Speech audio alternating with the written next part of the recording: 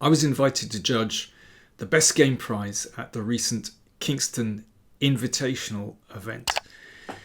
For those of you who don't know Kingston, this is not Kingston, Jamaica. This is Kingston upon Thames. It's a town in southwest London, situated on the River Thames. Really nice location. And the event, which comprised 2 tournaments, an IM round robin and an open tournament, was run by Kingston Chess Club, which celebrates this year, 2025, its 150th anniversary. That's good going. And I think plans are afoot to hold an event next summer, 2026. So look out for that. I really recommend it. So, best game prize. There are always sound and sensible victories in a tournament. Accurate games. But for me, a best game prize should have something brilliant, something spectacular in it. And to my mind, brilliances don't have to be 100% sound. I think ambition and audacity play a strong part. And there were some very strong candidates. So what I'd like to do is show you 3 games that I considered for the prize. I should say they were all won by amateur players. And I'll finish with the winner. You might disagree with my choice, I don't know. But I think they were all really good. But in the end, there's no disputing taste. And anyway, I hope you'll enjoy all 3 games as much as I did. Here's the first game. Raoul Claverie against William Taylor. And this is a very clean attack. So this came from a bishop's opening, e4, e5, and then bishop c4. But it has the hallmarks of a Spanish or a Giocopiano as well. You can see with this bishop here on c2. And that's rather nicely placed opposite that king on h7. And here, knight takes g7 was played. Nice move. So black's best is probably to take with the bishop, but then white is a pawn up. But still some fight there. But instead, king takes was played, but that is definitely a mistake because of this move. Very nice.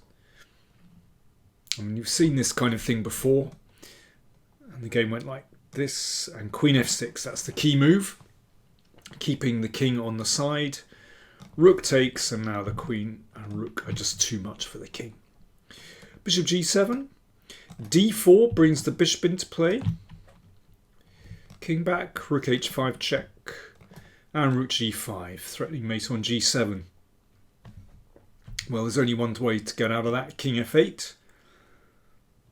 And rook takes g7. Queen e7. Queen h6. So mate threatened on h8. And after queen d6, very nice final move. Very sweet final move. Queen g5, just preventing the king escaping. And then rook g8 mate. And of course, if f6, just queen f6. So yeah, like I said, a very, very clean attack. I wouldn't say particularly original. You know, we've seen this kind of knight takes g7 and bishop h6 before, but very nicely executed. So nice game from Raoul Claverie. Okay, next one. This is a crazy game.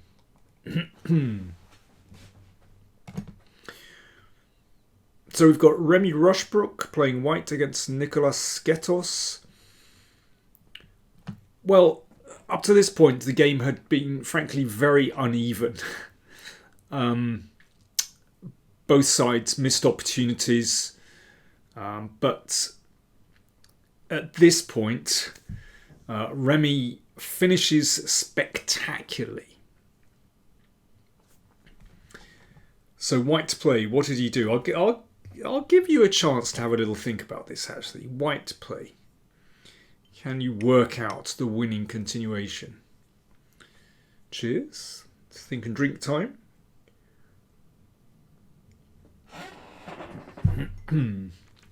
Well, bishop g7 was played. So this clears the h-file, clears the h6 square. So that was taken.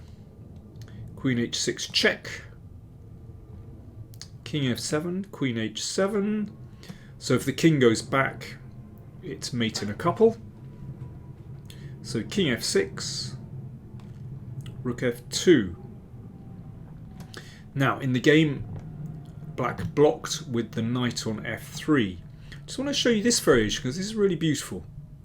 After knight f5, white takes. First glance you might think, okay, well maybe this isn't so easy to break. But it's a beautiful move. Bishop a4, lovely deflection. So if queen takes bishop, rook f5 is mate. And otherwise, queen back, bishop takes rook. Great stuff. Beautiful idea. So knight f3 was played. That was taken. And the king ran into the middle. Now, this isn't quite the end of the story. So this next move is very sweet. Rook f4. So that threatens queen g7. Instead of just checking immediately. Very nice move. So that forces king d4. So we've got a nice king hunt here. And now surprisingly, the only move to force a win is a4. Just preventing the king running back. And then it's forced mate. That's nice, bringing the rook into the game.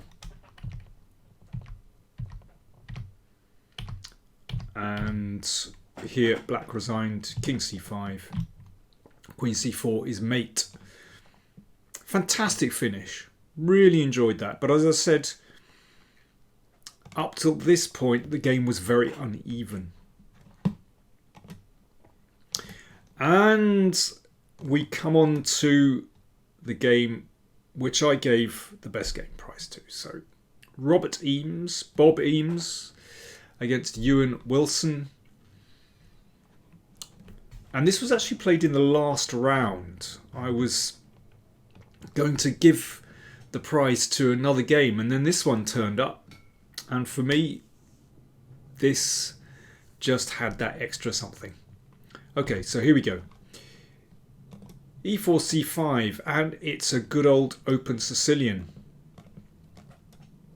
Taimanov, bishop e3 and queen d2. And castles queenside. b5 and knight takes and f3.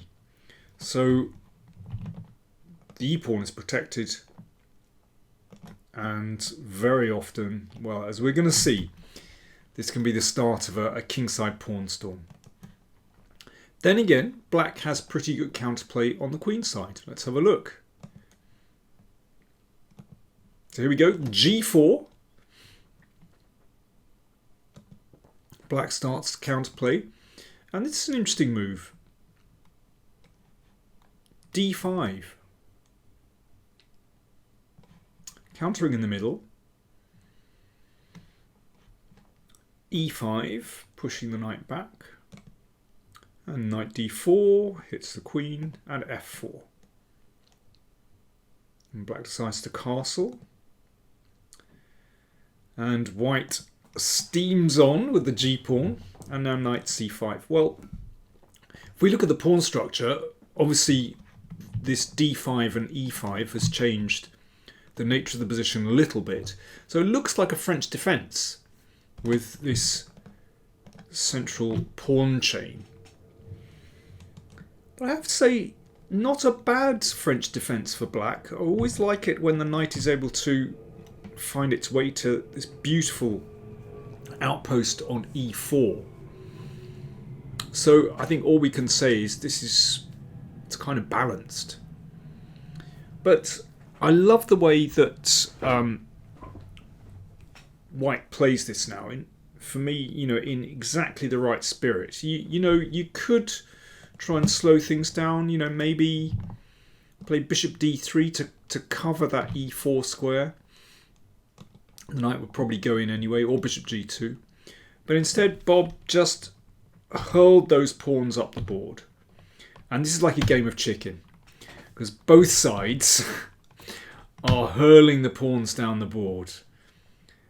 And I thought this was very appealing. And g6, so that's the way to open up lines against black's king. And what did black do? Ignored it, of course, and played a3. Trying to get in on the c3 square. So this is a scary moment for both sides.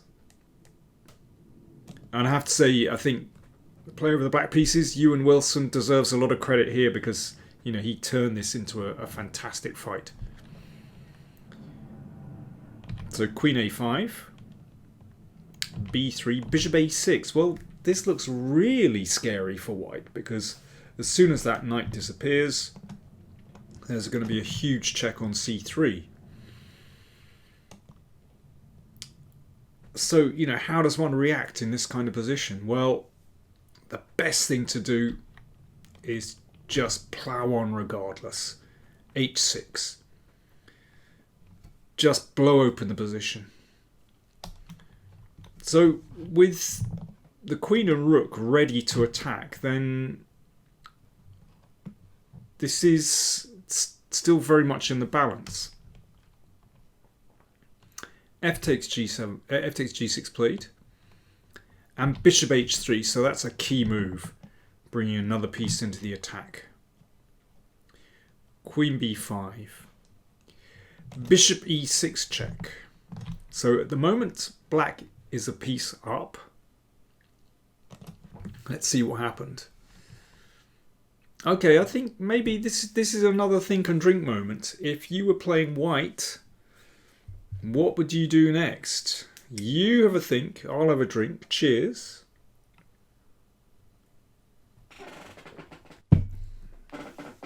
White play.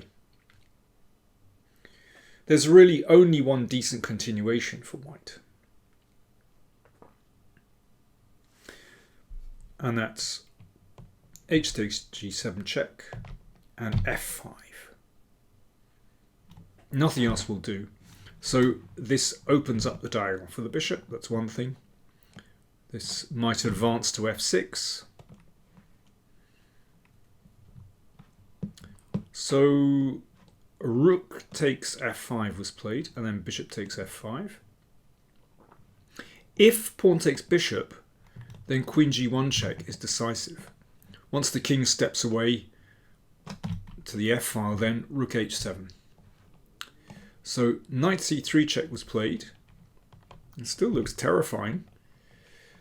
Once again, g takes f5. Pawn takes bishop will be met by queen g1 check, and that's decisive. So knight takes d1. Okay, and now the killer move after this, black resigned. Rook takes h7. Fantastic stuff. White has given up practically the entire farm here, but makes it through just in time. So why did black resign? Well, let's have a look at king takes rook. Queen h1 check. So if king g7, then this is mate. And king g8, a check. And that's mate as well. Otherwise, there's king f8. But the very cool queen h1 is actually a winning move. So just threatening to bring the queen in. And black just doesn't have quite enough time here. So if king e8, then it's possible to take here, and the queen and the two bishops deliver mate. Well, that's a beautiful checkmating position, for example. And finally, after king f8, queen h1, queen f1, white gets there just in time before black checkmates here. Wow. So I just love how white just didn't bat an eyelid, wasn't distracted by Black's queenside attack, but just continued on. So congratulations to Bob Eames, excuse me, for winning the best game prize.